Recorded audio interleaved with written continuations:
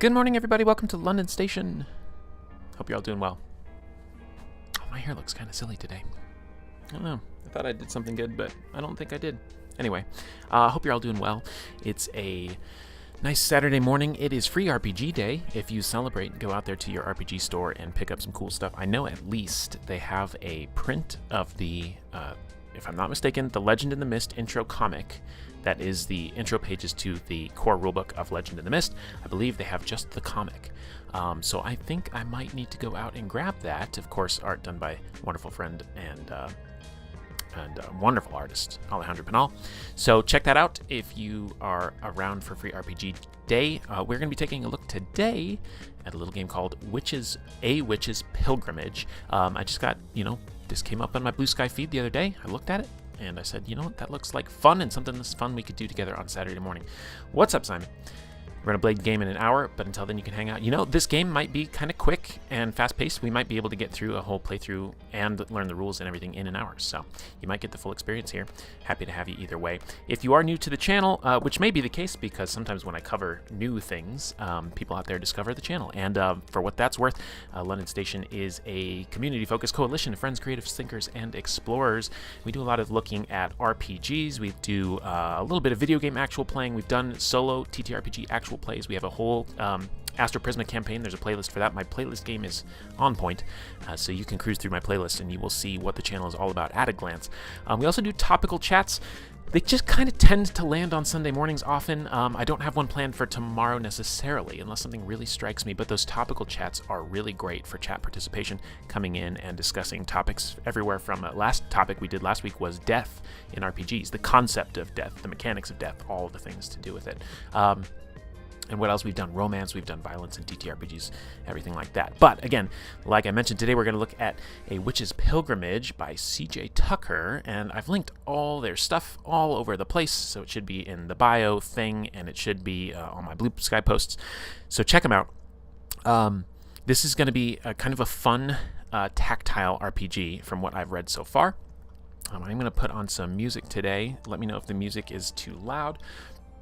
But we'll have that going in the background, just some old video game music. But this is a very analog physical game, but I'm going to do a digital representation of it that I think should be fun. So we'll check it out and see how it goes as we swing on over to this screen. So here's the cover, and CJ was gracious. I was like, hey, I'd love to stream your game. Do you have a, I can like hide some of the pages, the tables predominantly, because if you have a published work, the tables are the thing you're actually paying for. And they were like, no, that's fine, just show everything. So we're gonna do it. It does have a great little 2-page spread feel to it, and I think the text is big enough that I'm going to keep it in 2-page spread for the stream. If that becomes a problem, let me know, but we're going to read through it here. Stone of stars and flowers feast, come to me, soul of the beast. Lover's ring, bottled tear, I will bring you back to here. Shard of emerald, light of moon, for you were gone by far too soon. With this wand of ashen tree, my pet, my love, come back to me. So, this is a game about a witch who has lost their familiar. And they are undergoing a journey to gather resources to conduct a ritual to resurrect their familiar. And at the end of it, we're going to roll on a table and see basically what level of success we get. And that'll determine if the familiar comes back to us for a prolonged time or just a day. There is a great design diary. If you click through the Blue Skies and follow them along. Also, I gotta fix this. Got an issue with my playlist here. Oh, I think I know what's happening to it. Okay, I'll have to fix that another day. If you dig through the rabbit hole of the Blue Skies and go look up CJ on there and scroll down, they have a design diary blog, and I meant to put that link in as well, but I missed that. Where they share, this was kind of born out of a top-down bottom-up mechanical identity to start with. This idea that we're going to see expressed in the mechanics, and then kind of got a flavor from sort of a top-down personal story. And that's theirs to share, yours to read about if you'd like to go see that. But there was a loss there that inspired this game. Similarly, I lost a pet early this year that kind of like was a wake-up call to some things I needed to change, and I've made those changes, and that's why we're here today. So we'll see how that goes. I'm already bought in. I love witches in general. Witches are great. Witches are great. I like witches even more after coming out as trans. Not gonna lie. Which, that's the other thing, if you're new to the channel. I am a trans creator, and I'm very proud. And, oh, I even have earrings now. I just got my ears pierced yesterday. So, pretty wild journey. Let's get into it. So, our content, we're going to go through it all. Believe it or not, on our London Station stream, we are going to get through it all, so we don't need to study that. Oh, you poor thing, you. I've always said that a familiar is like a witch's second soul. When I lost Bella, I felt like half the witch I used to be. I do still miss her. I do, but it gets easier. It never leaves you fully, but it's important to understand your emotions as a witch, especially the hard ones. There's something we can do, though. I know of an incantation that can bring them back, for a short while. I don't have the ingredients, but if you set off now, you might be able to find everything before midnight. Do make sure you're fully packed. May the spirits guide your way, little one. We're going to literally read through this and do what it says in order. I know we're going to need dice, a sheet of paper, and a deck of cards. We'll grab those as it tells us. Introduction. Witch's Pilgrimage is a solo journaling TTRPG about a witch traveling through the world, gathering resources for an incantation to bring their familiar back to life. It can be played in a single session, during which you will draw a map of your world, travel between major locations, and attempt to find ingredients for your spell. At each stop, you can journal about the places, people, and things you find, as well as your progress in bringing back your familiar. Gather your tools. You need these rules. Check. A set of polyhedral dice. Stand by. Stand by. Also, all of those of you that know me, we have commands in the chat, and this is the most important command. You are all welcome to use it at any time as I endeavor to continue working on training my voice. I will never feel called out. Just put it in there every now and then. Let's see, what dice would be good for this game? I'll use these. This was my very first ever actual dice set, just a basic. I got, this was actually a PaizoCon 2010. I think it was in a hotel in Bellevue, Washington. Anyway, Chessex had their pound of dice thing. It was all the misprints and the whatever. So you get a literal pound of like misprint dice. And then with that, there would be one mystery set inside of it. So you knew you came away with one good set, and I knew I'd have enough dice to play games with my friends. So that's what I did. It's playing cards, I believe. Yes, playing cards. Hey, Pepper, how you doing? Good to see you. Good to see you. So we have our dice. I can strip out, I guess, the percentage die. Don't need that. And then 2, 4, 6, 15, yes, okay. Deck of playing cards, jokers removed. I was not prepared for that. I haven't used this deck in a while. That was a joker. Is that a joker? I think that's a joker in this deck. We'll thumb through really quickly and try and pull it out. There we go. 2 jokers gone. Hopefully, presumably, this is a full deck of cards. I'll count them quick.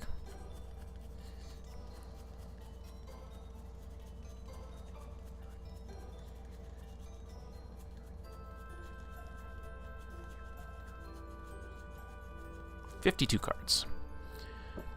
We need a sheet of paper. 1 sheet of paper. I guess, let me set this up here. I'll move my keyboard out of the way. And I will just assume I'm not going to be typing in chat with you guys. Move that out of the way. A pencil. Pencil, they say.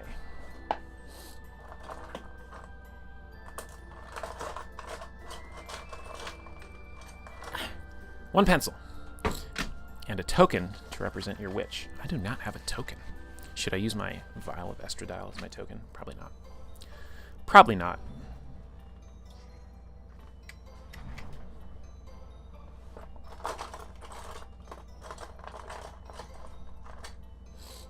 Here's a nice little rock. This is our witch today. It's this rock. I don't know where this even came from. It looks like a guitar pick, honestly. Kind of cool. Okay.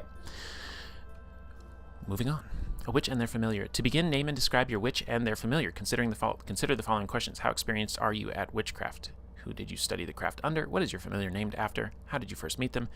Why do you need them back more than anything in the world? Now, I don't have this set up yet, so I don't know. Should we do it just in the order it says? We may as well. We may as well. Name your witch. Audrey. That's the first name that comes to mind. And they're familiar. Biggs. I don't know. B-I-G-G-S. That's just what came to mind. We're top of the dome in this. Consider the following questions. How experienced are you at witchcraft? I would say if there are 4 tiers of experience, our witch is at number 2. just to arbitrarily decide. I'm going to need a separate sheet of paper since I'm writing all over this one. Who did you study craft under? I initially went to grandmother as the first idea. But speaking of tarot decks, let's just use the tarot deck as a random source of inspiration so we can keep this moving. Although, I think I had this all separated out from the last time I played ballads, so it might not be shuffled. We'll shuffle it quick. We'll do a quick ASMR shuffle for you. Wickedness is a GM-less game about witches that use the tarot very well if you're interested in that. Ooh, that does sound fun. There's a lot of good witch games out there. Sidon has been talking about Fledge Witch, which apparently is like a witch apprentice emulator simulator type deal where the GM is required to like give you praise at the end of the session. So it's kind of a meme and a joke in our community, but I think that's actually cool. I think it's very cool. Okay, let's draw a card for inspiration. We got the Two of Pentacles, which is this person out there in the seas doing stuff. So I'm going to say that we were actually coached by, like, a mermaid.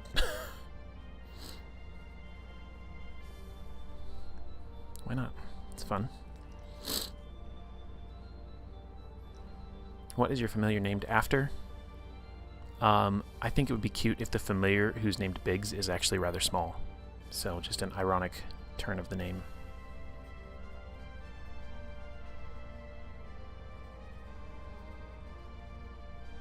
How did you first meet them? Ooh, let's go back to the tarot for an interesting thing. We could have oracles set up for this kind of thing, but we don't. We don't. So we'll just shuffle up and draw again, and we'll just use the art as inspiration, or the card's identity if we actually know what we're doing. Spoiler alert, I kind of don't. Haven't studied the tarot. Nine of Wands with some interesting art. This guy kind of looks like a farmer. I'll show it to you here in a second. There's flowers on his staff. So, I mean, we could do something cute, just like we were out picking flowers in a field. That's just my free association to this card. There you go.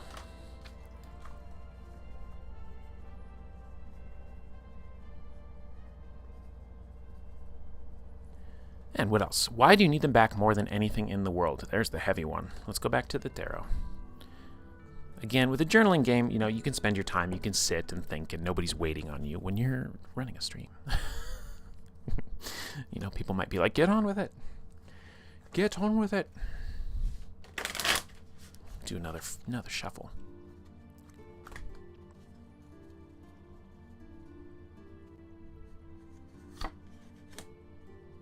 Oh, this one actually has animals in it. All right, let me take a look at this. We got a pregnant woman with 2 other kids already. We got an old dude. This is like a grandfather. He's got like a sheep hound and another dog. I'm going to actually take from this, the way this art is, I'll show you in a second. This guy is kind of like apart from this family. He's kind of isolated. And so I'm going to say one of 2 things. We'll roll for it. We will roll for it. I should switch to actually the full, whatever. You can kind of see the art in my tiny little screen. I'm going to say that she lost her family. And this familiar came to her at a time of emotional need and support. And was kind of her only family. So there you have it. There's the first question done. Having viewers as pressure, that's for sure. You know what? Pressure? I don't know if pressure is the right word. At a certain point, you just kind of like, you get what you get. Come hang out with me if you want. You can only do so much. I try to put on a good show, but, you know, at the end of the day. I used to get so stressed, people who were in the Discord back then, like the first month that I would stream, I would go into the London Station content channel chat. And I'd be like, I'm so nervous. Like, I'm like shaking and my stomach feels gross. And, you know, but this is, I think, stream number 69 or 70. So after a while, you just kind of get used to it. Speaking of Patreon and Discord, of course, that's there and available to you. It's a great community of people. We've got some games starting up. It's not, you know, I want to make sure because Someone just joined the other day. They were like, oh, I don't see that there's that many games being run. And I'm like, no, not yet. So this is not a place to join where you're like, I'm going to get in a bunch of games. Not yet. It will be. But really, it's about the community and just the wonderful people that are around who are of similar tastes to myself. So good friends, good times, good conversations. We do a lot of voice chats as well, which are good times to just build community and get to know people. So that is available to you, patreon.com/thelondonstation, etc. Right on. Let's go forth. The lay of the land. Before you begin your travels, you must get the lay of the land. Gather all the dice and roll them on the sheet of paper. This is the mechanic I'm excited for. Where did I put my dice? Aha. Roll them on the sheet of paper. Each die needs enough space around it to make notes. If any dice are too close together or did not land on the paper, move them or roll them again until you are happy with how they have landed. Each die represents a location. The size of the die determines the first part of the place's name, and the number the die rolled determines the second part.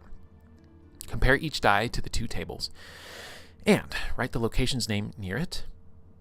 Then draw a circle around each die and write the value you rolled inside the circle. See page 11 to 12 for an example. Finally, draw straight lines between the locations to connect them. Connecting lines cannot cross over other connecting lines, and all locations must connect to at least one other location. So I think that probably makes sense to y'all. Here's the tables. We'll do these when we actually do it. Most locations should have 2 or 3 lines connecting them. Particularly remote locations may have just 1. So here is an example. This is your sheet of paper here on the left, let's say. How can I do new? I want to do to fit view, but fit to height. There we go. Okay, so here on the left would be your sheet of paper. So these dice fall as they may.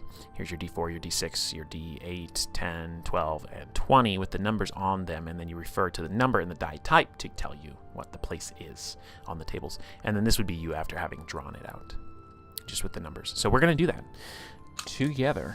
And I don't have a dice cam. I don't have an overhead like art hand cam. I don't have any of that stuff. So I'm going to do this, and then we're going to recreate it digitally for you, just in a Google Drawings. And then I'll have that up on the screen. So, you know, I wonder, there's almost like you could kind of just drop them all and let them roll. I kind of wonder if it might be fun to like roll them one at a time, but let's go maximum chaos. Okay, that one rolled off, and I kind of want to, well, where do I want to roll this? Okay, interesting. Interesting. D20, 16 result. D6, 1. D4, 3, D8, 3,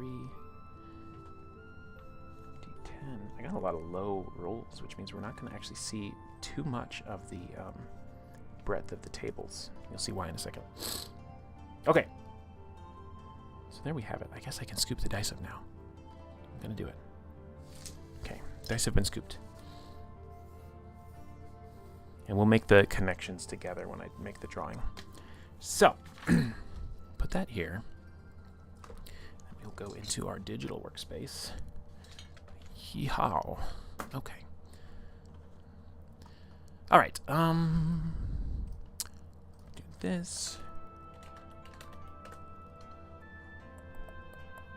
And I will pull this up for you in a minute. Oops, hit the wrong button there.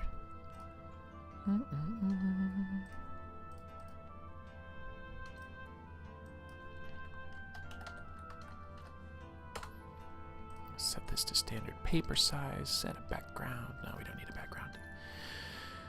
Okay. Window capture. Is this gonna have?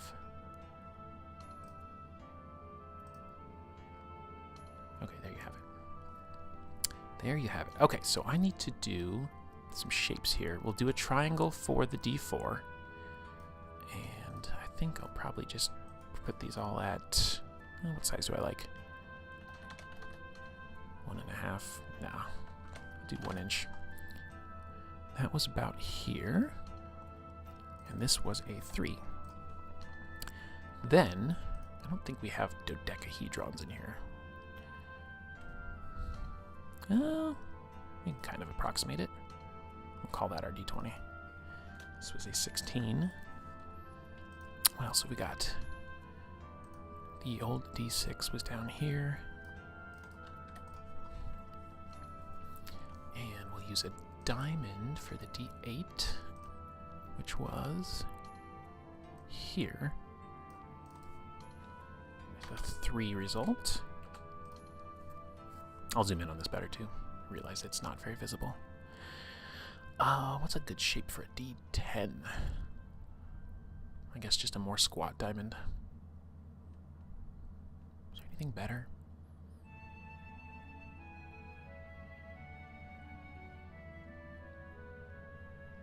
I'll just do that. That's fine. It'll be fine. That was a 1. And lastly, we had a D12 up here with a 9. Okay, let's see if I can do this way. Yeah.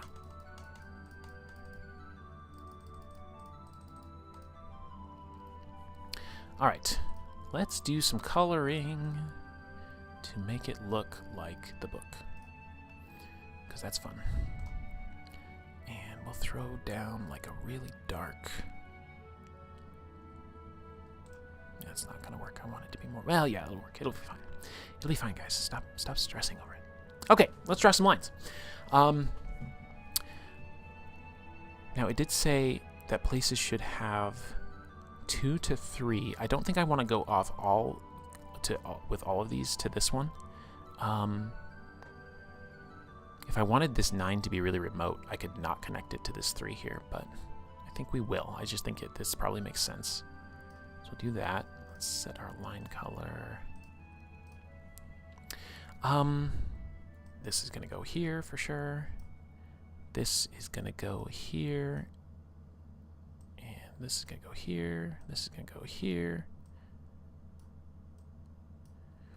Okay, is there anything else clever or creative we might want to do with this? We might break this line instead and have it go to here. Or we could go really wild. Should we consider going really wild? What if we came across like this?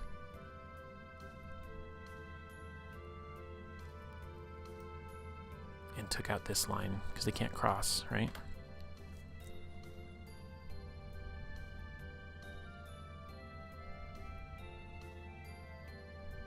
It makes this kind of this really special remote location to get to. Do we like that? Do we hate that? Do we know? This has got 3, this has got 2, this has got 3, this has got 3, this has got 1, and 1.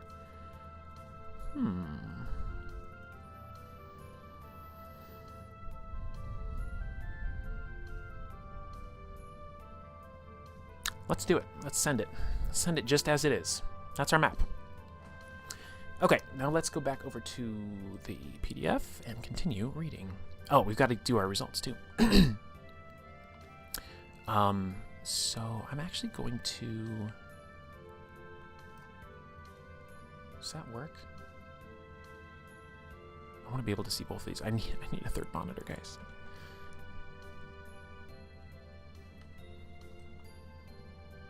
Okay, I guess we'll just kind of alt-tab between these. Is it going to let me do that? Okay, that'll work for me, and you guys can still see the table. Okay. So the D4 is the Well of 3, which is the Well of Plenty.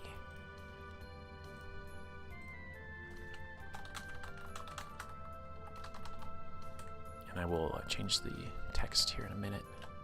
The D6 is the Spring of Luck. I also put this in the wrong place.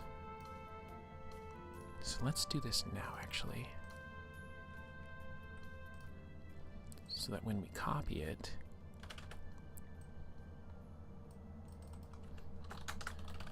Spring of what was it? Spring of Luck. All right, our D8 is the Shrine of... Oh, I gotta get the number. Shrine of Plenty. There's a lot of plenty out here. I think there's probably guidance that you can re-roll the numbers. So I think I probably will re-roll that just for the sake of like having some difference. This is the shrine regardless. So let's take our D8 and just re-roll that for a numerical value. I got a 4. Let's change this to a 4. So this will become the The Shrine of Souls. Oh, that sounds awesome. All right, D10 is going to be the well. Oh, I got a luck here again, so let's re-roll that duplicate. I got a 10. Oh, death. Ooh, the summit of death. Yikes. That's kind of intense. That's kind of intense. All right, let's go to our D12, which is the Cave of Faith. This is an intense world. And the D20, the Temple of Fear. Good God. This does not seem like a friendly map.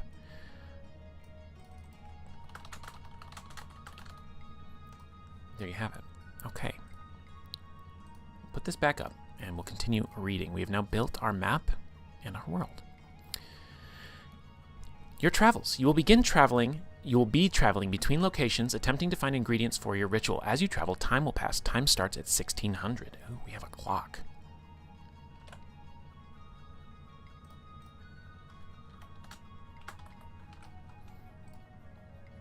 That's fun.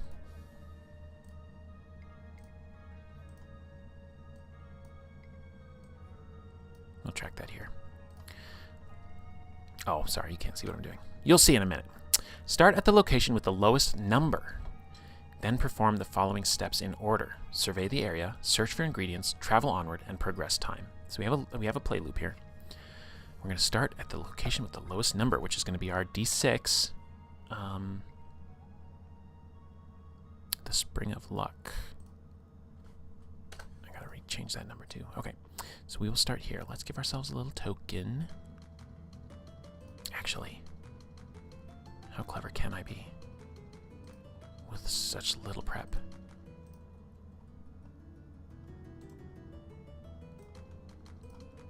Let's try and be clever.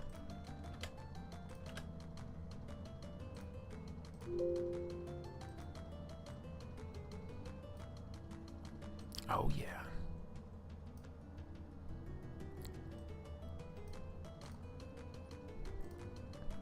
All right, let's pick a cool color. Do that and do this. Sorry, I know you guys still can't see what I'm doing.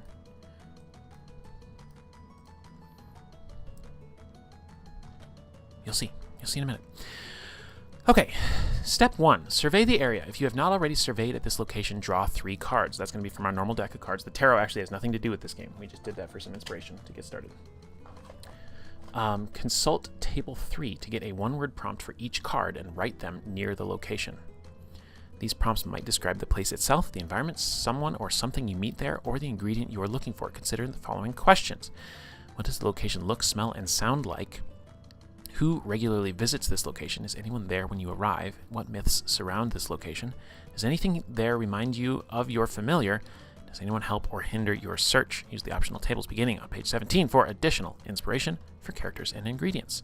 Okay, let's just do it, and we'll get to step 2 when we get to step 2. So we're going to draw 3 cards here. Let me shuffle up. More of that shuffling ASMR for you. I don't know if my mic even picks it up. I have it in directional mode, so probably not.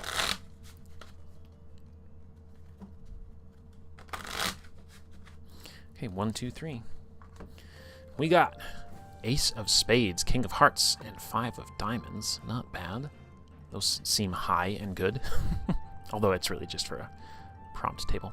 Okay, consult table 3. Here's our survey the area table. So, our traits, and I think I will write these down and then I will convey them to our digital. Our traits are Ace of Spades is raised. Yikes. King of Hearts is healed. Ooh. That's actually a really interesting dichotomy. And the 5 of Diamonds is coastal. Well, that fits perfectly into our background. I think I keep these. But first, we're going to consider these facts, or these questions, rather. So what does the location look, smell, and sound like? Well, it's coastal, right? So we're going to have the smell of sea salt air. And now if you were playing this as a journaling game, and I weren't just trying to spotlight the game here and just kind of play through it so you see it, this would be a moment to like write a scene. And maybe we'll do that another time when I'm familiar with the game, is actually play through this and actually do a journaling session. Like if you followed any of my Astro Prisma streams. In fact, I might still have this. Do I still have this little art asset? Oh no, did I get rid of it? That's really sad. I had this little thing I would put up when I was writing a scene. Why would I have gotten rid of it? I must have had to redo the whole scene. Oh no, I know what it is. It's because hold on. It's because Astro Prisma had its own special overlay. So I used to throw this up and then I would just type. So that's something we could do. But we're gonna get through the mechanics, make sure we understand it first, and then maybe we will like go back through and write the scenes out. So let me actually jot down the card results too, in case we want to do that. We'll see. We'll keep it flexible.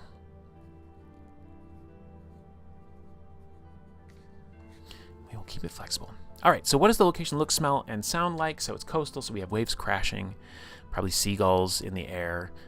We also didn't detail, I don't know if we missed this. Yeah, we were supposed to describe our familiar too. Let's do a cat. Let's do a cat. Because, it's the first time. It's got to be a cat. Who regularly visits this location?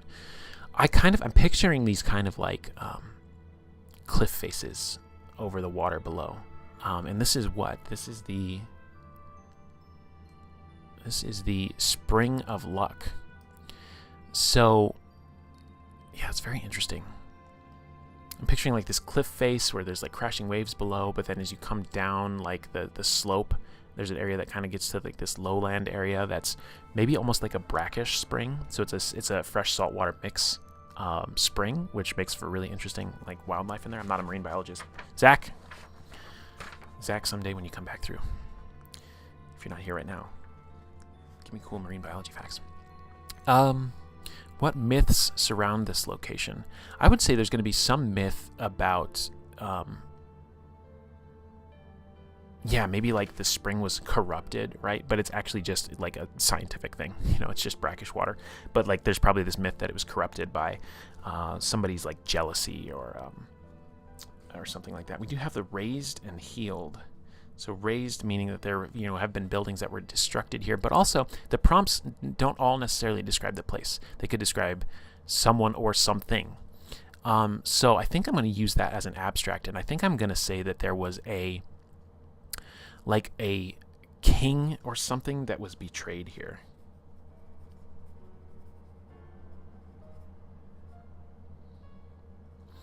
And there's definitely some healing though. So maybe the spring like came up,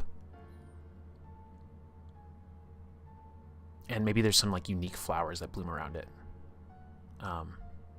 Although I'm like, no, there would be no flowers in a brackish spring, so maybe we abandon that idea. But like, there's a king that was betrayed here by like one of his advisors and was killed. And then maybe at some point somebody came through and did like a purification ritual that released his spirit, and in that place the spring came up, and that there's these special flowers that grow around it. King betrayed. What did I just say?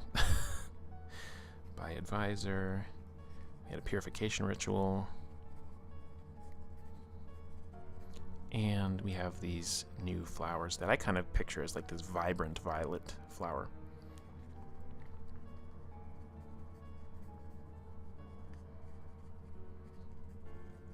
Around the spring. So that is a myth. Not necessarily true, but probably based on something. Does anything there remind you of your familiar?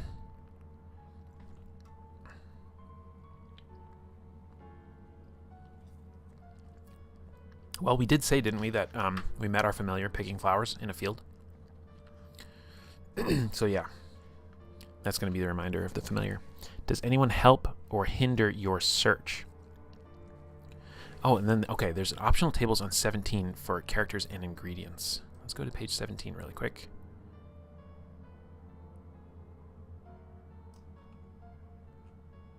I'm a little confused. Oh, here we go. Oh, I wonder if the page numbers changed over time. Oh, okay, that'd be a quick fix. Optional table for names, optional table for roles. So yeah, you could generate NPCs here, ingredients, and then this is just like prompts.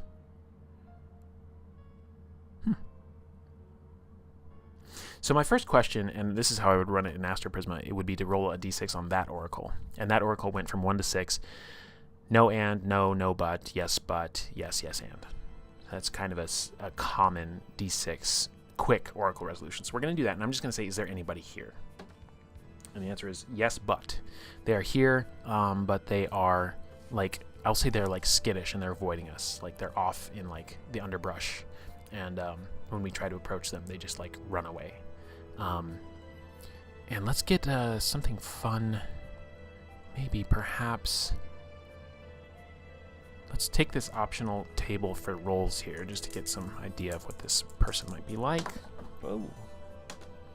So a 2 and a 2 is a guard. So that's fascinating. Skittish guard. But no, they do not help or hinder us. And so I'm going to presume that we gather these flowers, but we might be getting ahead of ourselves because we need to go for step 2. And here we are. Search for ingredients. If you have not already successfully found an ingredient at this location... If you have not already... Oh, because we could revisit it. I was going to say, have we? I don't know. If you've not already successfully found an ingredient at this location, roll a d20. If your roll is equal to or higher than the location's value, you successfully find an ingredient. Oh, so I really shot myself in the foot by re-rolling those dice earlier. I went from a 1 to a 10 on one of these. Describe it and choose any card from this location and add it to your pack. Discard the other cards. At the end of the game, you will use the ingredients you have collected to attempt the revival incantation. C. Perform the incantation for more details. Now, I'm going to skip ahead because I want to make sure I understand what we're doing here. Of which of these 3 cards we want to keep. I want to know what that actually means. I could play it blind, but I suspect you're not meant to play it blind. You're supposed to be able to make informed decisions. So first of all, we got to see if we get an ingredient. So we're going to roll a d20 against a 1. And we rolled a 2. Very nearly failed to get an ingredient. So we're going to grab these vibrant violet flowers.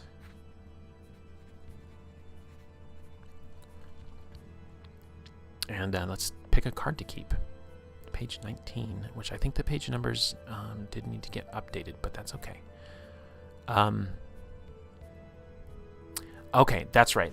I do remember reading this in their design blog. So at the end of the game, we're going to choose 3 cards from the pack we've built. We're going to build the pack by taking an ingredient card from each location and keeping it. And so what we want to consider is what gives us the best chance to get these hands. The outcomes here, a flush is the worst because you only briefly get to see your familiar soul. This is so tender and like cool. Straight, bringing back to life. Straight flush, 3 of kind. Familiar returns at full health. They have a whole extra life ahead of them. Anything else? So it's not poker hands. And they discussed this in their design blog about how they came to this particular resolution mechanic, and it had to do with the number of places you visit and the types of hands you can make. So, yeah. Anything else? The ritual fails. You don't get to see them again or say any final words. How long does it take to find peace with your grief? So if you can't make one of these 4 hands, you get like the bad ending, which is really sad. So basically, you see them for moments. A day, a year, a full lifespan of their lifespan, or not at all. So strategically, high card doesn't matter, and this first choice kind of doesn't matter, except for the fact that if you know how cards work, a king is bounded, so I couldn't get a run I couldn't go king ace and then the next thing over. So that's actually limited. So the best choice for me here is actually the 5 of diamonds because it's open to a straight on both sides. Okay, so we're taking the 5 of diamonds. We're discarding these and we're moving on. Cool. I don't know if you guys really want to see the map as we go. I mean, I'm jotting down notes in pencil, and I think it's probably just fine to just like talk to you guys as we do it. So let's read our next step, and then maybe when I've got the rules down, maybe I don't have to have the PDF up is what I'll do, and then I'll just show you guys the map as we explore. Okay, number 3, travel onward. You can choose to move to another location connected to where you are now. If you move from a location without finding an ingredient there, keep the cards aside in case you return. Oh, interesting. Okay. I like this guidance too. If you find a prompt difficult to incorporate into your narrative, consider replacing it with a word that means the opposite. And then we're going to progress time by 1 hour. If the time reaches 2400, you must immediately perform the incantation. Okay, so we are going to go to the Temple of... Well, geez, this is wild, right? Because we could go to the Temple of Fear, but it has a 16. The odds of getting an ingredient are pretty low. The thing we want to do is we want to build a hand. We've got our 16, 17, 18, 19, 20, 21, 22, 23. Right, and so we're going to have 8 turns at most. So we can have a few failures to get ingredients here. But we also want to be efficient about like how we move through space. So the Shrine of Souls is a dead end. We want to get there and get back, basically, which is nice because we're going to go through a 9 and a 10, which have middling chances of success of finding an ingredient, but we'll get to go through them twice. So that's actually really good. So we're actually going to travel to the Cave of Faith. The Cave of Faith. And we draw 3 cards, right? Oh, sorry, I don't have your... My bad, guys. I'm so sorry. There you go. There's your map. Let me shrink this, put that there. It's funny when I set this drawing up and I was like, okay, I'll just set it up as an 8.5 by 11 sheet of paper. Like, not even thinking like I should have done it as screen resolution, whatever. Very funny. All right, we've got a 5 of diamonds. So what we're looking for here is we're looking for 5s, we're looking for diamonds, we're looking for 2s, 3s, 6s, and 7s. So we'll see what we get. Ready? We got a 6 at least. 6 of diamonds, 10 of spades, 9 of clubs. We'll see what those refer to on the table here. And I'll just look these up. I'll keep you guys on the map, I think. So, 6 of diamonds, 10 of spades, 9 of clubs. 6 of diamonds is fairy. 10 of spades is ripe. This is all really good words for the Cave of Faith. And 9 of clubs, clear. Wow. It's a nice little place. I do think, actually, hold on. I gotta rearrange my game space. Where do I want to put my cards? Put my cards up here.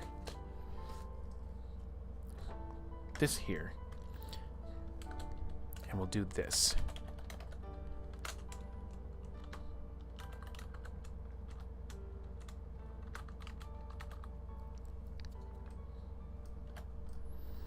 Okay, Cave of Faith. We got fairy, ripe, and clear. Just really seems like a great place to be. So it is a cave. What I'm picturing is like you go into this cave and it's literally got something in the core of it that is literally like glowing or illuminating. Maybe, you know what? Maybe there are fairies flying around in it, and inside of this cavern, it's like this, this lush, like fruit-bearing, like vines that are coming down, and basically like the lush caves in Minecraft, if you know Minecraft. And there's fairies flittering around, and then there's like clear water running through, which is just really, really beautiful imagery. The question is going to be, do we roll above a 9 to actually get anything? But we also have prompts, recall.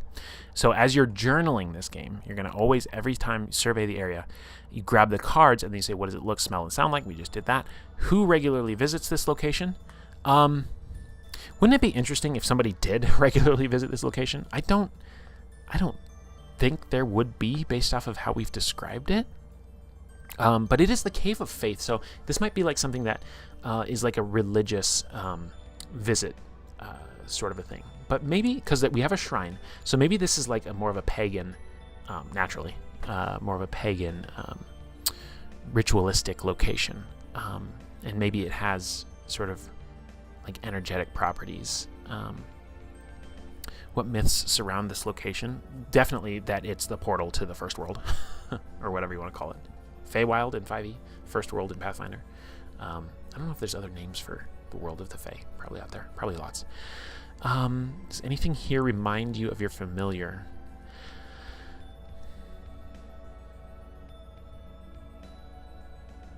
It would be kind of funny and cute if, like, the fairies flittering around reminded us of, like, a time where our cat familiar would, like, jump at and, like, try to bat down, like, dragonflies or something.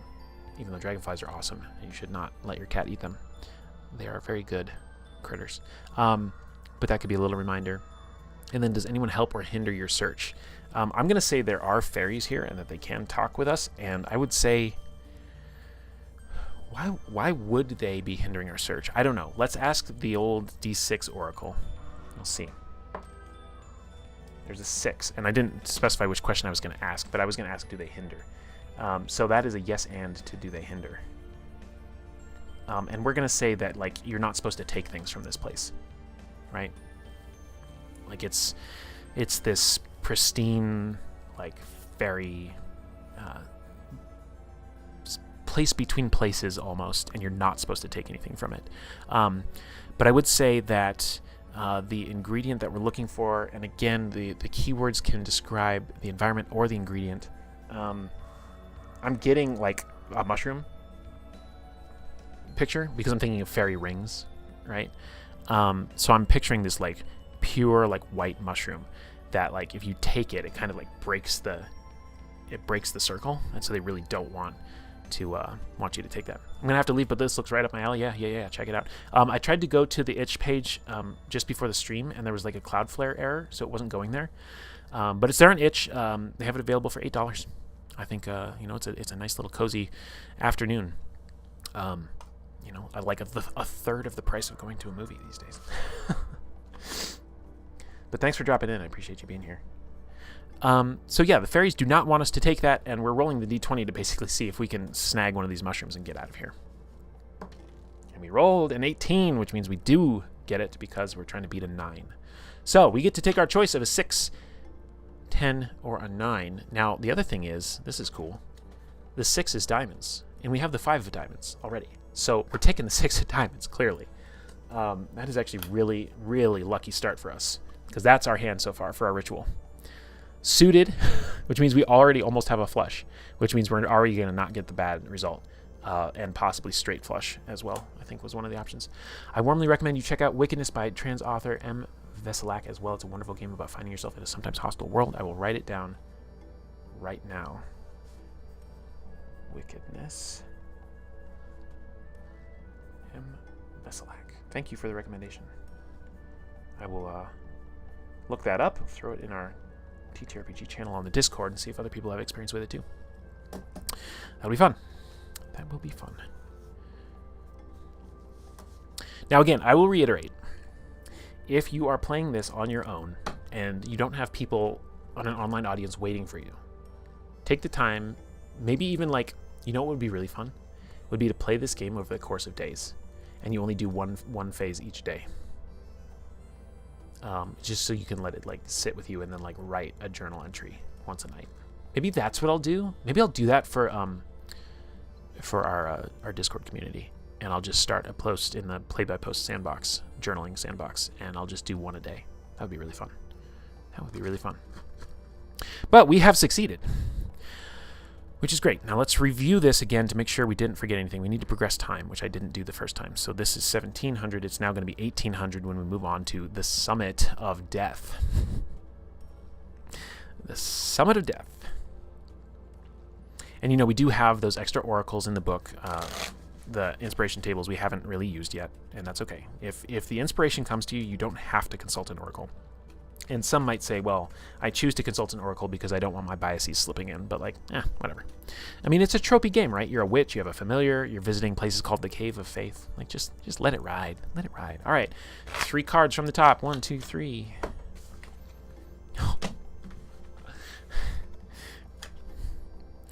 Yep, we win. We are winning this game. It's not a game you can win, but we are winning. Well, we have to get the ingredient, actually. So we have to pass a DC 10.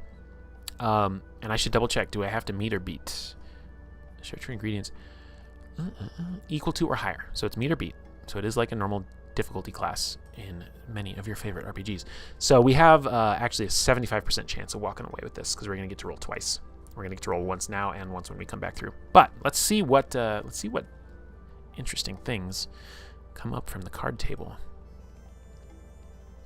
as we survey the area. What is this place called? Summit of Death. Yikes.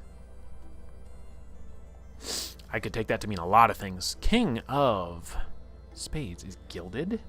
Interesting word in the context of Summit of Death. I have an idea about that already. 5 of Clubs is sharp. Yep. Oh no. This image I have in my head is not going away with these words. And 4 Hunted.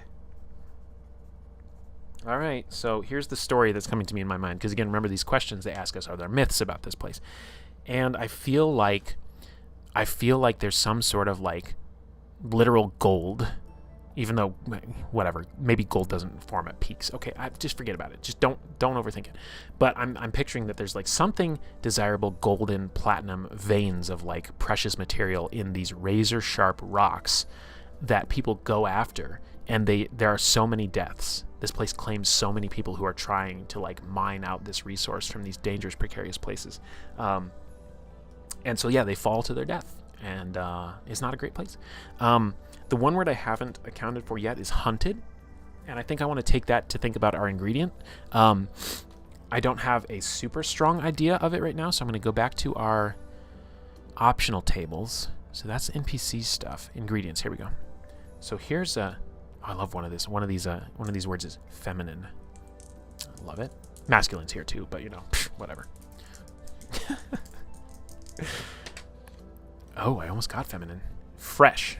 Word we got is fresh. I'm going to take one more.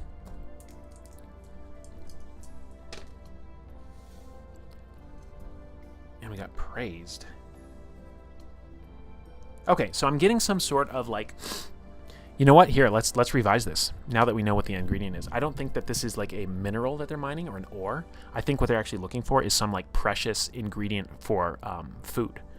Like, you know, like truffles are like this rare commodity that people really want. So there's going to be some sort of thing here. And I'm going to say it's like a lichen, like a moss.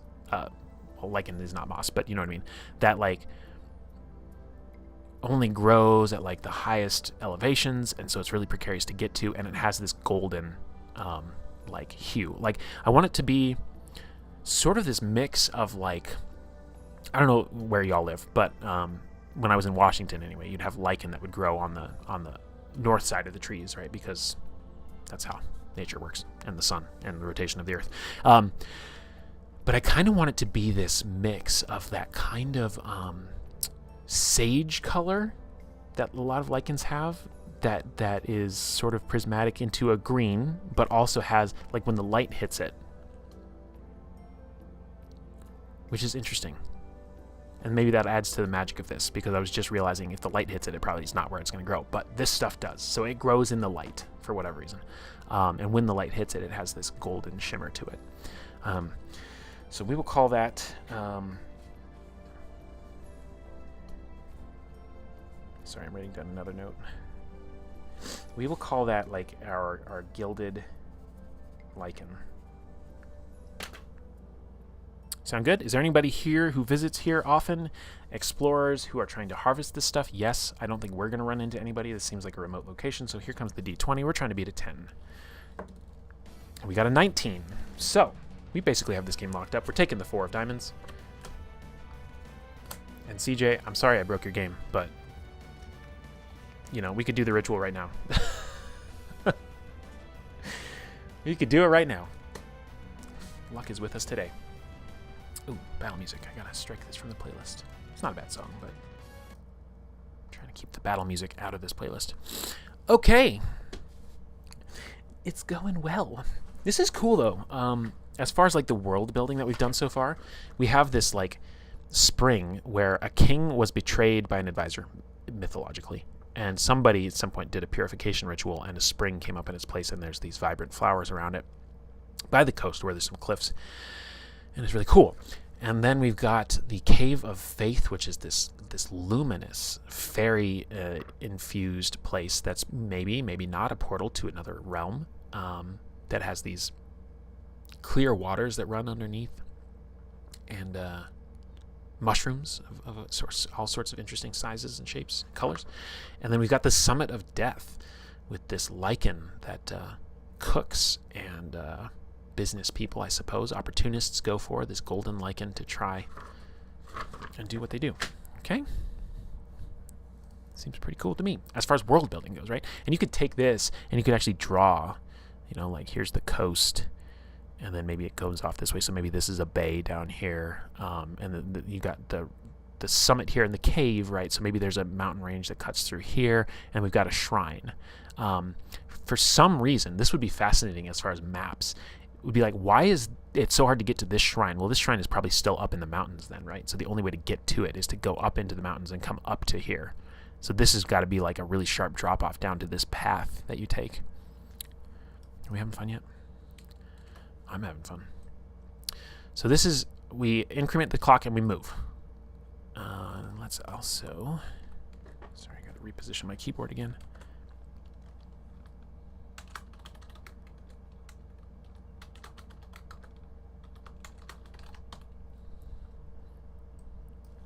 Do that. And the other thing I want to denote here is the ingredient itself. Just for fun.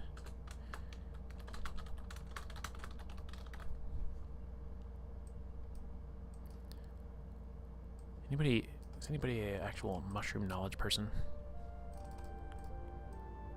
I'm trying to think of what the little are they called button mushrooms? Just the real simple ones.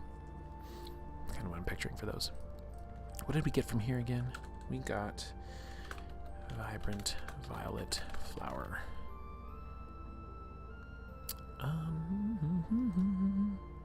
Let's just do this. Should have done this a while ago. Do that, and then also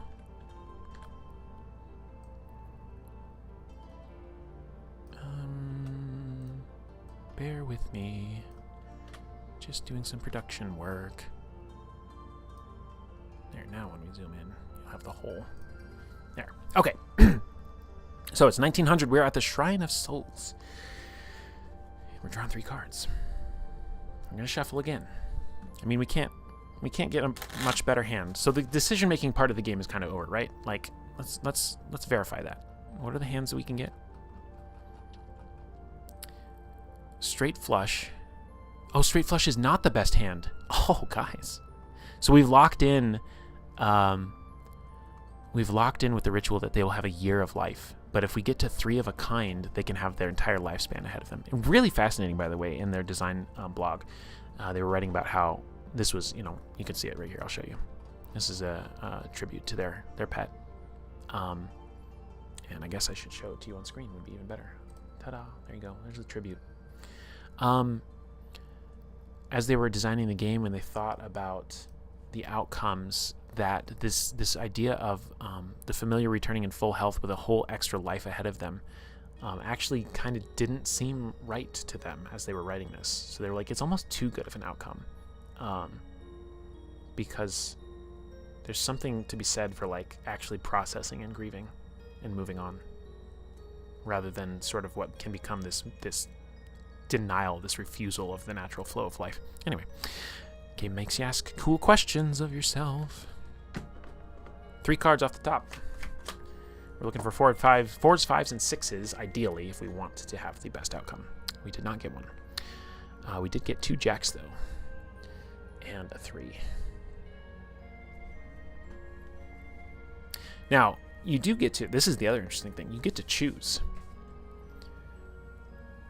You get to choose basically which outcomes from among those that you can reasonably do.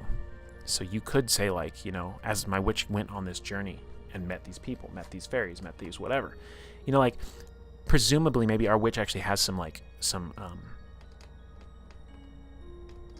what's the word I'm looking for? Regret, remorse about taking the mushroom from the fairy cave. What's it called? The Cave of Faith? So maybe they wrestle with that and they're just like, you know what? Like, I just want a moment with them. And then let them go again. Wow, jeez, it just got me all choked up. Whew. Got me really choked up. Holy crap. Okay, let's figure out what these cards do for us. Surveying the area. This is the what? This is the Shrine of Souls. Now you can, as we understand these mechanics now, you can really cheese this. The way you draw the lines, you can really cheese this. So you're like, oh, I'm going to make it so it's really easy to get to the low numbers so I get my ingredients. And I think you're kind of missing the point at that part. So to that end, I'm actually glad that we re-rolled a couple of these and got higher numbers. Because, you know, we don't want to artificially have difficulty here. Okay, Shrine of Souls. I'm rambling. Jack of Spades. Flowing. 3 of Clubs. Where are you? Puzzling. And Jack of Hearts. Blooming. Interesting. As far as concerns a Shrine of Souls, we have Flowing, Puzzling, and Blooming. Now, I don't usually think of shrines necessarily as places you have to go into. They're usually, usually my free association of them is that they're freestanding. But I do feel like maybe there's something of like a magical cipher or like some sort of lock. Like there are, not ley lines, but like magical lines of energy that are crisscrossing this shrine. That if you know how to trace them or whatever, you can sort of unlock. Like maybe there's like this like stone that like grinds and it like pulls away, and there's this little I don't know what we want to call it, cavernous little space that has something inside of it, and maybe it is some sort of powerful like ritualistic item ingredient. So let's roll on the ingredient, because actually that table really helped us out last time. Let's roll on the ingredients table. Tell you what we get here. 3 and a 3 is luminous. I like that. You know what it makes me think of is what's the light of Elendil that Frodo gets from Galadriel? Just this like vial of like light. I think that's cool. These ingredients don't have to be consumable things. They can be like focuses, right, for our ritual. So I kind of like that there's this like this glass perfectly ornate thing that has just like light in it. I think that's really, really evocative. So now blooming is a word we didn't really work into. So I'm kind of thinking, you know, we're just kind of like forcing this into place, but I almost kind of think like if you can encourage, you know, I don't know how much magic there is in this world, but if our witch could like encourage like these flowering vines to grow along the lines that are carved in this shrine, that's actually the puzzle, is you actually have to have these flowering vines grow up and then bloom. And that is what reveals this kind of treasure that's here. So that's how we're going to call it. Let's get our words written down in here. The other neat thing about this is because you discard the cards as you go, you will never see a repeat of these elements in a single playthrough, which is great. So we're going to call this a vial of, I'm going to call it holy light. You know, I don't know, we don't necessarily have some sort of holy, unholy dynamic going on, but It is a shrine of souls, and when you're talking about souls, you're talking about the path of life and death, and that's usually where lots of religion or spiritual faiths, beliefs come in.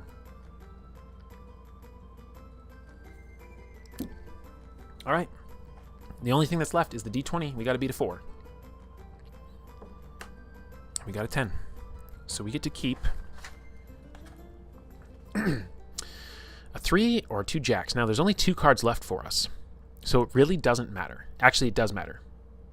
Actually, now that I'm realizing this, we've already seen 2 kings and a 5 in our discards. So we don't want to pursue 5s necessarily. We don't want to pursue kings, that's for sure, because we've already burned 2 of them. And in this instance, we don't want to pursue jacks because there's 2 of them right here. So if we are trying to optimize and play towards getting the 3 of a kind, the only choice for us is the 3. And also this gives us a chance to have another option, because now we can run the ritual and we can do it as a straight flush, or we can do it without the 6 and we can do it as just a straight. So that gives us the freedom for our witch to choose how much time...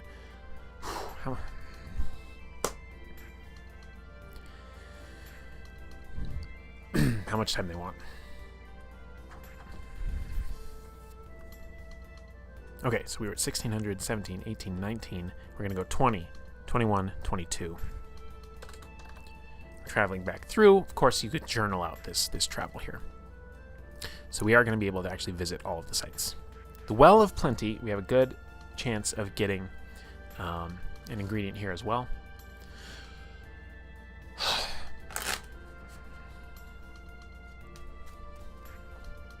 I don't know how intended that was as part of the gameplay, is that when you get to the end and you can choose, that just is hitting me really hard for some reason. Okay, so we got a 5 of hearts, a 10 of diamonds, 7 of spades. We do not want to keep the 5 of hearts, that's for sure. So 7 actually makes it so we must have a 5 card straight. Well, we do have a 5 card straight if we take the 7, which we will, because we don't need to do anything else. In fact, nothing we do is going to change the outcome of this game, I don't think, at this point. So, let's find out what cool words we get here.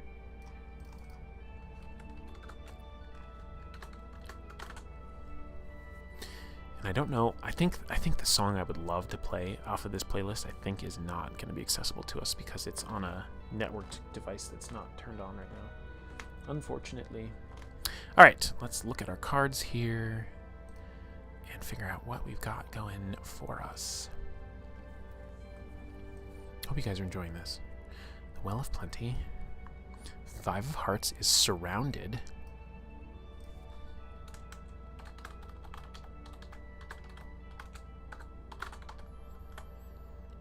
And 10 of Diamonds is clouded. Wow. I'm getting ideas for this place as well already.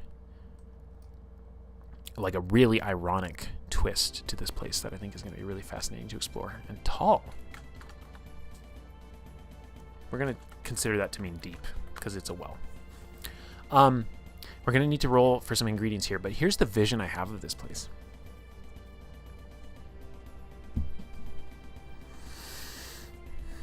It's this thing called the Well of Plenty, right? And it's surrounded. I think a village has grown up around it. I think that the people have overdrawn from it. And I think that they've done it in a way that to use a word our legal counsel at work has used, betokens a devious mind. I think that they took from the well too greedily, and as a result, the water's clouded up, and now it's not usable. Or they have to boil it now, or whatever. Whatever. It's not fresh spring water from underground. And tall, deep, depth. That's all good. And well, the question is, what ingredient would we be looking for out of this? And I think what would be fascinating is if we were to take actually some water from this and try and boil it off to try and what's the word? Precipitate out. That might be the wrong word. Precipitate is for chemical reactions, I think, centrifuges and stuff like that. But maybe we could centrifuge it. Maybe we could get it in 2 buckets and our witch could like spin around. That's actually kind of hilarious, and I kind of love it. So that there's going to be some sort of residue or mineralization that's left, and that mineralization that's infused with the greed of these people is like a magical ingredient. So that's what we're going to do for this. So we're going to call this is such a good word, the distillate of greed. Oh my god. So yeah, the well of plenty is all dried, not dried up, but like corrupted. And we just got to roll a d20 and beat a 3. And we did, the 15. So we get to keep. Again, we don't want to take the 5 because we know that there's another 5 in there. We'll never get to 3 of a kind. So that doesn't help us. The 10 and the 7 are equally immaterial. The 10 is diamonds, but we already have a 3-card flush, so that doesn't help us. The 7 gives us a straight, but we already have that, so that doesn't help us much. So it's really just a matter of preference. And ultimately, if we were to continue playing, we would look through our discard pile if you want to cheese it, and we would say there's already a 10 in here, so we're going to keep the 7. Makes sense? Cool. Pro gamer strats. Pro gamer strats. And we're moving on to the Temple of Fear, the one where we're most likely to fail to get an ingredient. So here we go. More shuffle ASMR for you. I think I will. I think we'll wrap this up. We'll share some thoughts. And we'll talk about the game, and then it's probably just going to be a short stream this morning. I have the rest of the day off of work. It was not scheduled tonight, so that's cool. And so I kind of have the whole day ahead of me to figure out what to do with, which means I might be back streaming. Maybe just some games. Maybe just blasting through some more Golden Sun. Kind of chip away at that. But yeah, if those of you in the Discord have any ideas of what you might like to do, let me know. Otherwise, I don't know, I might hang out with people. I might play a game, might run a game, might do a lot of play-by-post. The world is my oyster. Here comes 3 cards off the top.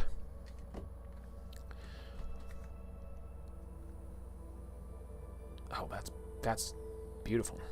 We got a 9 of hearts, 7 of diamonds, and a 2 of diamonds, which means if we take the 7 of diamonds, if we get it, we would have 4, 5, 6, 7. We almost have a 5-card straight flush, honestly, which is wild. Which is wild. You only need 3, but that's what we got. Okay, let's figure out what's going on with the Temple of Fear.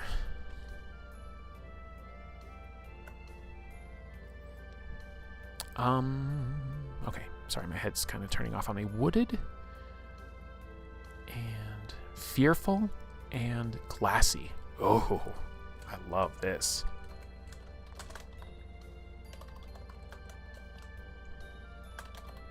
Why is it doing... Whatever.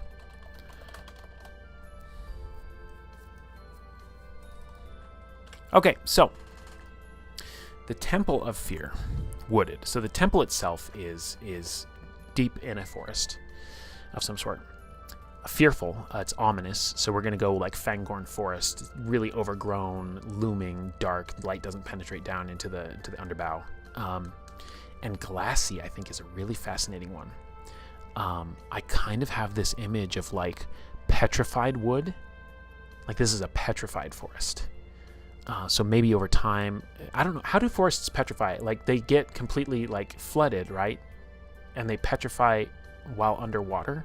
Is that a thing? And then the water drains out because centuries later something else changed. Am I completely crazy? Somebody let me know. Anyway, I have this idea of these like almost like obsidian glass like trees in some places. Now, I'd be tempted to say that that's the resource we're going for, and because I'm tempted to do it, that's what I'm going to do.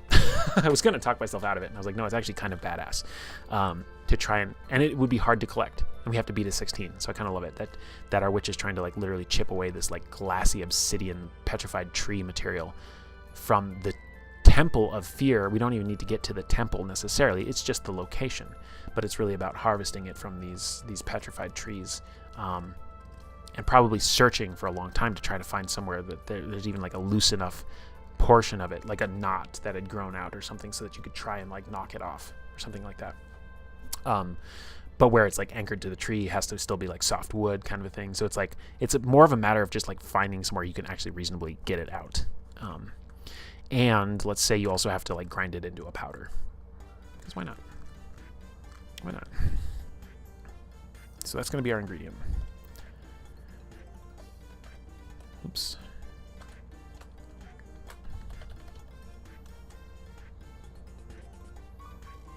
I'm going to call it Petrified Darkwood.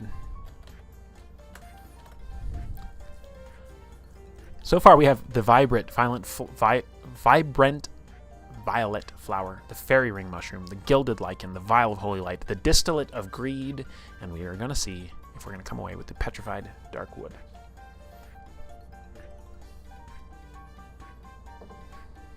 We did not. We got a 10. First time we failed. So we do not get to keep... Nope, we do get to keep that. We do not get to keep a card from here. All right? So we failed. Now, following the game loop, we could... I don't think it'll let us retry at the same spot. Let me see. Okay, let me try to read this as explicitly as possible. Oh, we do get to try again. Because it says in the travel onward phase, you can choose to move to another location connected to where you are now.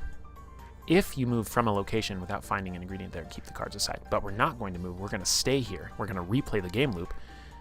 And then it says, if you have not already surveyed, draw 3 cards. We have already surveyed, so we have these 3 cards. And really, it just gives us a chance to reroll. Because at the end... Wait, let me make sure I did this right. 16, 17, 18, 19, 20, 21, 22, 23. Wait, 23. That incremented it to 23, so we're in the 23rd hour, so we do have one more chance. That'll increment it to the 24th hour, and we have to do the ritual.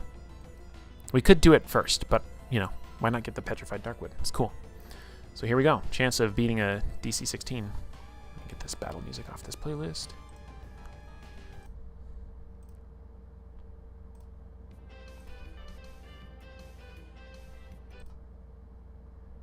With something a little more thematic. Okay, here we go. Here comes the last die roll of the game.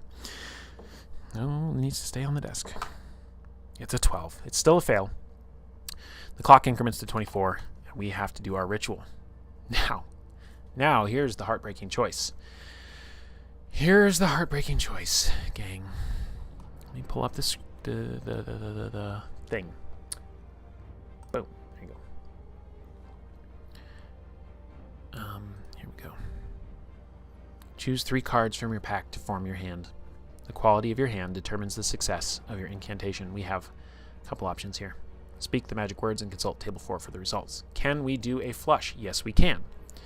A flush will briefly bring down our familiar's soul. You can only say a few words, but you know they'll hear them. What do you say? We can do a straight.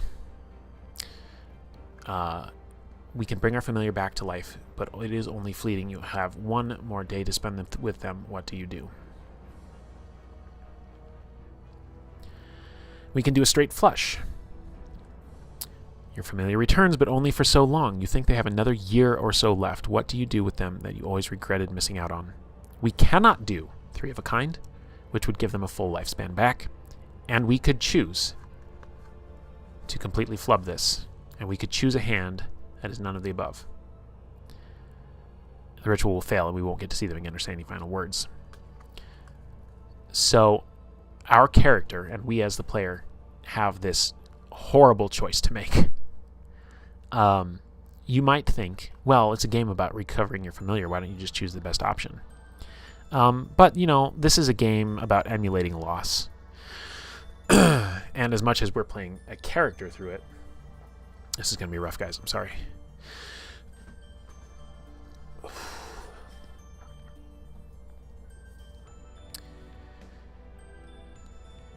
It's a choice between a moment, a day, or a year. And for what it's worth, I'm actually going to choose just the moment. So I'm going to choose the flush. Even though it's a straight flush, I'm going to use it as a flush. I think I'm allowed. Of course, I could have just chosen a different diamond along the way to ensure that, so.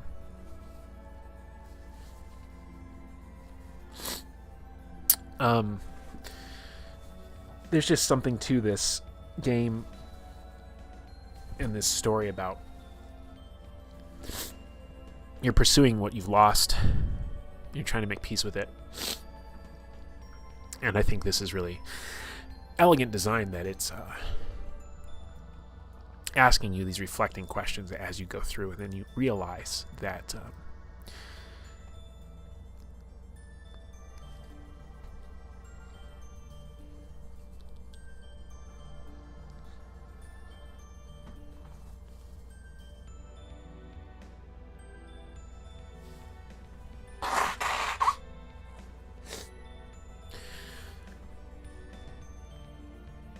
this is wild. I know the sentence I want to say, but if I try and say it, it just makes me cry. That you keep their memory alive. No matter how much time you get back from this ritual that we don't have access to in the real world, but this game to me is saying that there's magic in keeping memory alive as well. So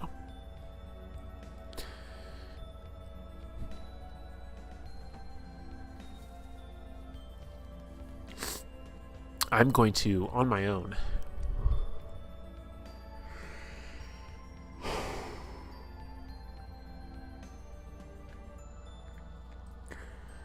going to answer this question on my own. This, what do you say? And what's wild, you might not even believe me, is I'm not necessarily even like conjuring up the life and the image of this particular pet that I lost in February. But I'm really more just living through and experiencing this scenario that the game has put us in, and just, I don't know, feeling it for some reason. But that's for me to answer, and I hope some of you guys try out this game and see what answers you might come up with. A lot of tables that we didn't even necessarily need to make use of. Of course, if you're journaling, you're going to have interactions with characters. You're going to have conversations. You're going to build this out even more, and then it can hurt you. And then it can hurt you even deeper if you want. Again, the memorial for Timmy here. Credits. We got art for the cover, art design, writing design, and layout by CJ Tucker. CJ, thank you for the game. Thank you for the experience. Appreciate it. Inspired by Hades 2, actually. Kiki's Delivery Service by Ghibli. Summit by the Copper Compendium. Don't know that. Stoneburner I know of loosely, and this one came up in their design blog about, I think the way that the map is kind of built kind of came from that. 11th Beast, don't know. And the classic card game Brag, I also don't know that one, unless Brag is another word for the game BS, which I doubt, because this did not have any mechanics from BS. Thank you to the playtesters. And CJ's got other games on their itch. Let's check and see. I'll come back over here so you can see my crying face. Let's see if they're... Oh, the itch page did come back up. Okay, good. So you guys should be able to get to it. Well, maybe not. Now I'm refreshing and it doesn't want to go.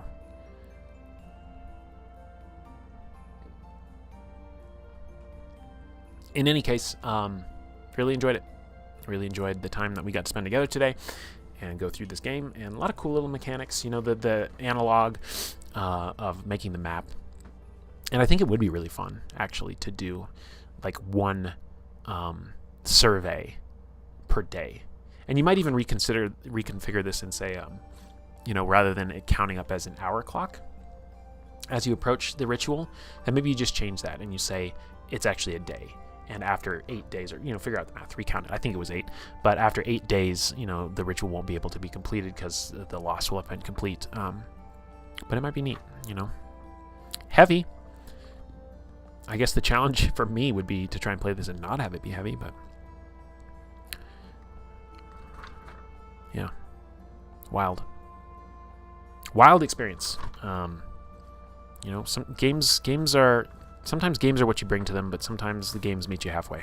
So I guess that's the review tagline, I guess I would put on this if we wanted to call this a review. It's not a review, really. Or is it? I don't know. We did play the game. So, hope you guys had a good time. I was going to halfway through switch all my overlays over from Discovery Core over to London Station Simulator, because we did technically do an actual play, but it was a play to learn, so I thought that was more of a Discovery Core branded element. So there you have it, Witch's Pilgrimage. It's over there on itch.io. You can follow through in the links in the descriptions. Let's see if any of our friends out in the world are streaming anything, and for some reason, they're not. But it's Free RPG Day. Go out there. Go out there and check it out. Oh, we do actually have some friends streaming, but they're doing a big collab, and I don't really want to raid into that. So, we will not. In any case, have a wonderful rest of your Saturday. We'll be back tomorrow morning with something. Maybe we'll get back to part 2 of Household, which was promised last week. Maybe it'll be something else entirely.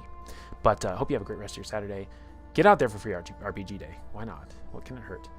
And love you all so much. I'll see you next time on London Station. Bye.